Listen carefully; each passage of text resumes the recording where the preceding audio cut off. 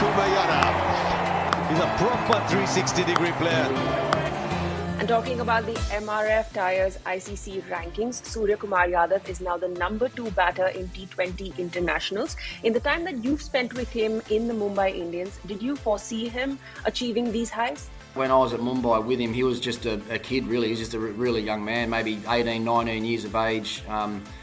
He was in our squad, not really getting a game, and then I think the year after I left, he was traded to Calcutta, to the Knight Riders, where his career started to turn around. He got a bit more of an opportunity in the middle order at KKR, and then obviously got bought back in the auction to go back to MI, where he's been a really consistent match-winning player for them for the last, it must be 5 or 6 seasons now, to the point where he's obviously one of their retained players in the big auction just gone. So, look, I think we've all known, anyone that's seen him from a very young age knew that he had an abundance of talent.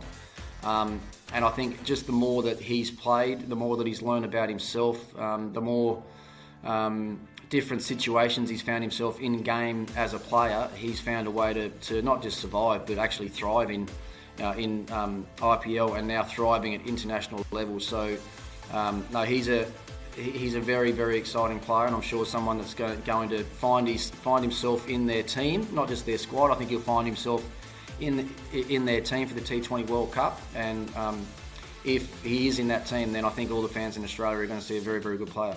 You saw him very young, but in the time that you've spent with him, was there anything about his approach to the game that you noticed?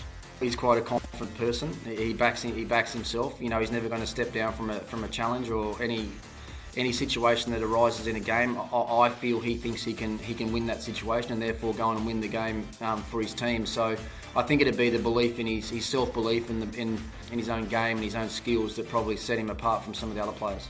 And talking about his batting today, what stands out to you about him?